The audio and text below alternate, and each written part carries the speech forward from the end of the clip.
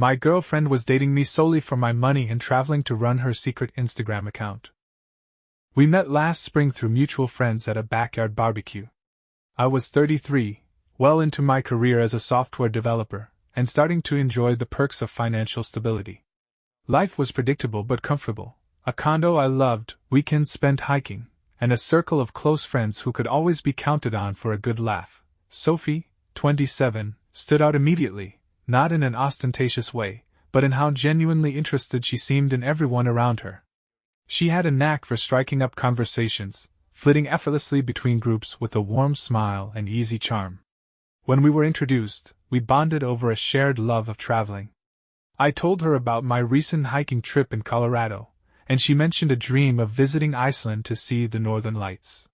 Her curiosity and excitement felt infectious, and I found myself drawn in.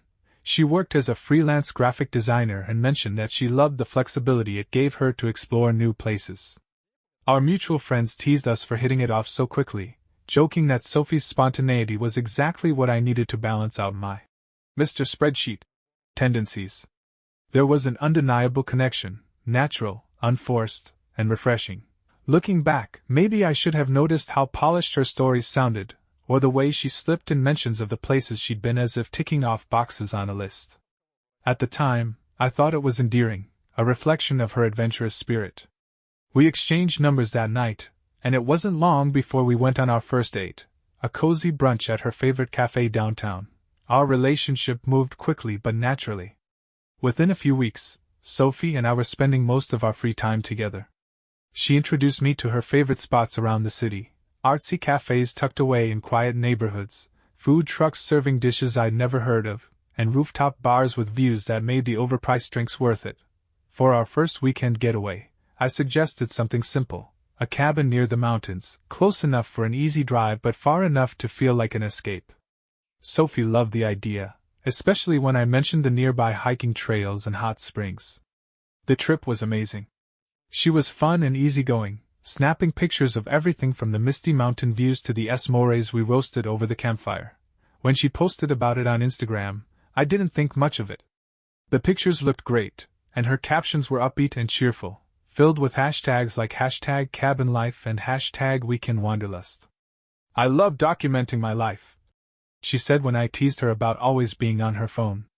And look at these comments, people love it. Our travels became a regular thing. Sophie had a knack for finding picturesque places I'd never considered. Whether it was a seaside Airbnb or a vineyard tour, her enthusiasm made it hard to say no. It was exciting for me too. I had always loved traveling but had stuck to more straightforward trips, visiting friends in different cities or hitting popular national parks. Sophie opened my eyes to boutique experiences and offbeat destinations, but as time went on, I started noticing a pattern. Our trips weren't just about experiencing new places together, they were productions. Sophie would spend hours planning outfits to match the setting and scouting locations where she could get the perfect shot. Her phone was never far from her hand, and while I loved seeing her smile in the pictures, the sheer number of takes needed to get there sometimes made the moments feel less real. When I brought it up once, half joking, she waved me off with a laugh. You get to travel and have fun, and I get to share it with the world. Win-win, right? At the time, I shrugged it off. It was early days, and everything else about our time together felt so good. After a few months, subtle shifts in our relationship started to emerge. At first, I barely noticed. Sophie was still her charming, adventurous self, but our plans increasingly centered on what she called Instagrammable experiences. A quiet dinner at a local diner didn't seem to excite her anymore, but mention a trendy rooftop spot, and her face lit up. One evening, I suggested a low-key movie night at my place. I'd picked up snacks and was looking forward to just relaxing together. Sophie seemed disappointed, brushing her hair behind her ear as she asked, "Are you sure you don't want to check out that new artisan pizza place instead? It's got these cute neon signs. I bet the vibe is amazing." I tried to keep things balanced, alternating between the laid-back evenings I preferred and the more extravagant outings she loved. But it became clear which ones she enjoyed more. Conversations started to shift too.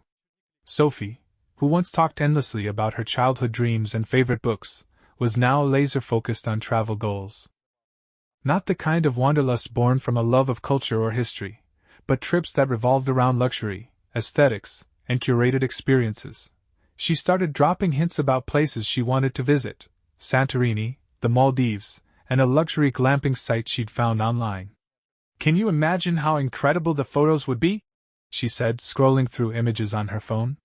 "It would be such a vibe." At first, I didn't mind.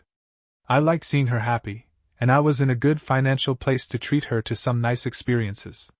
But the simplicity of our early days, the casual dinners, the hikes, the easy laughter, was slowly being replaced by something more performative. The first real crack appeared during a trip to a cozy lakeside cabin. I thought it would be a chance to reconnect and escape from the chaos of daily life.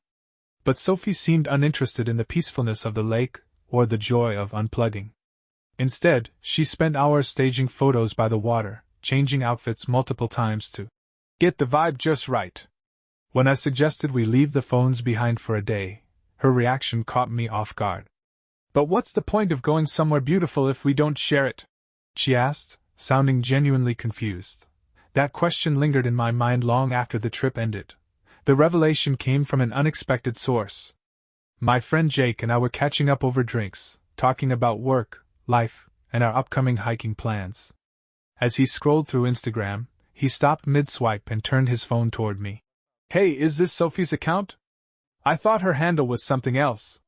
On the screen was an Instagram page I didn't recognize at SophieExplores_. The bio hinted at wanderlust and creativity, and the account had thousands of followers. Confused, I took the phone from him. "This isn't the one I know," I said, frowning as I scrolled. The photos were from our trips: sunsets from the Maldives, the serene lake cabin, and a hiking trail we'd explored together. But something felt off. Each shot carefully excluded me, either by cropping or by framing the picture to focus solely on Sophie. The captions weren't anything outrageous at first glance, but the tone was clear. These were personal adventures, experiences she'd seemingly pursued on her own. It wasn't just the absence of my presence, it was the way the narrative painted her as this bold, independent explorer.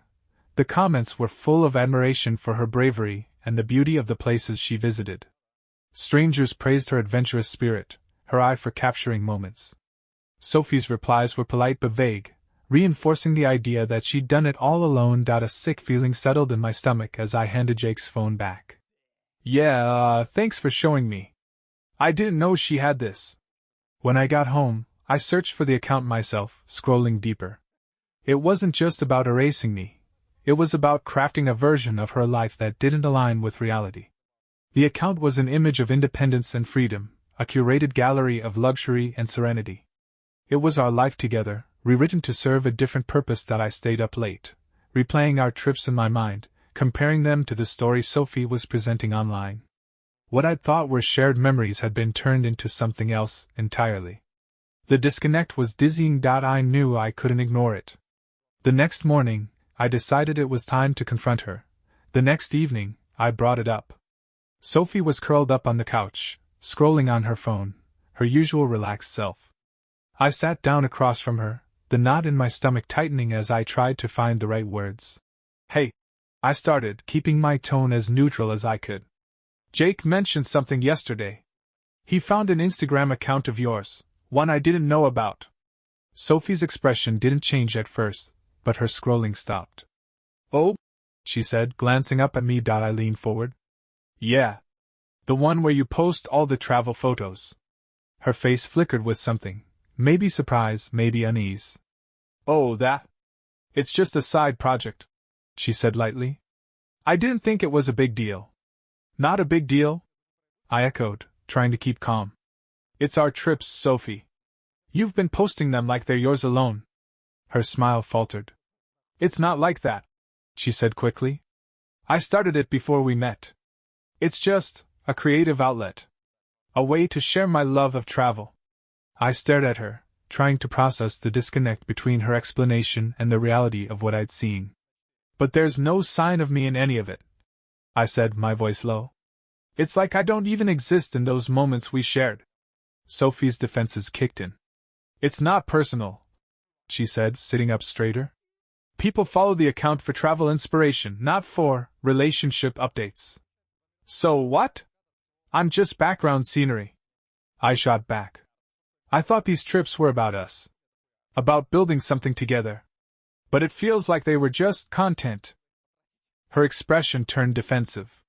That's not fair. You enjoyed the trips, didn't you?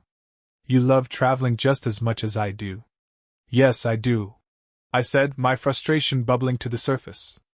But I wasn't on those trips to be your unpaid photographer or to bankroll some curated version of your life. If I'm not part of the story, why even bring me along? For the first time, Sophie looked genuinely rattled. I didn't mean to make you feel like that, she said softly. I just didn't think you'd care about the account. It's not even that serious. I took a deep breath, trying to steady myself. It's serious enough for you to use it to pitch brands and hotels. Did you even want to visit those places with me, or was it just for content? Her silence said more than she probably intended. After a long pause, she said, I didn't think it would hurt you. I thought you'd understand. It's just something I do on the side. It doesn't mean I don't care about us. But her words felt hollow, like she was trying to explain away something she didn't truly regret.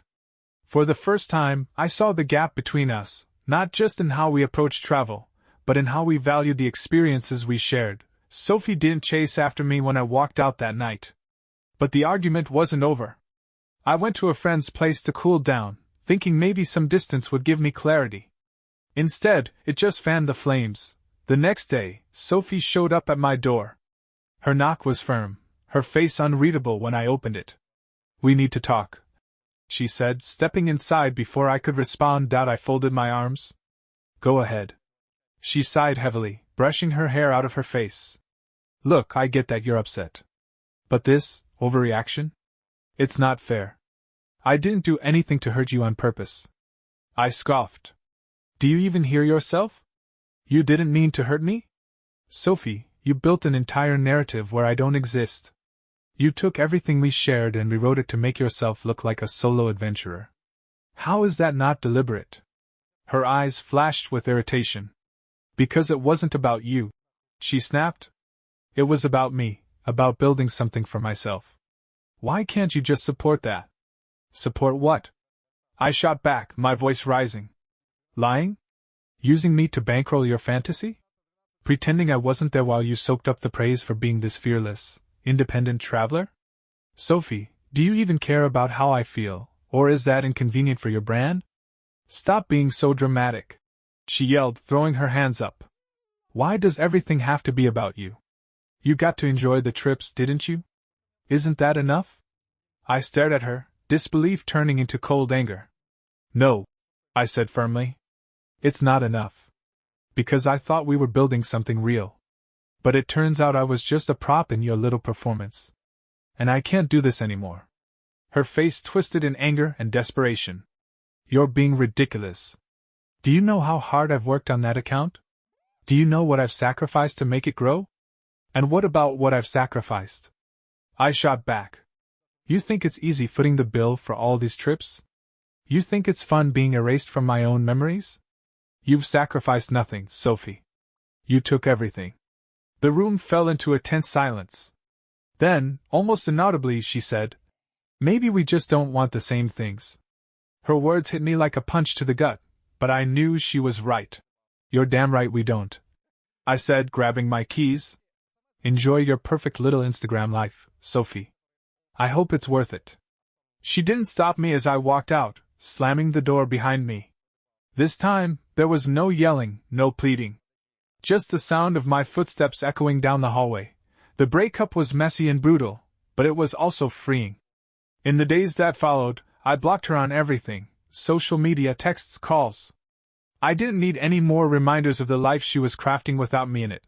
Looking back, I can see how blind I was to the warning signs. I wanted to believe in the person Sophie pretended to be, not just on Instagram, but with me. I wanted to believe we were partners, equals, when in reality, I was just part of the set dressing. It took time, but I've moved on. I still love to travel, but now I do it for me. For the real memories, not the ones that fit into a perfectly curated grid. And next time, I'll make damn sure I'm with someone who's there for the journey, not just the pictures.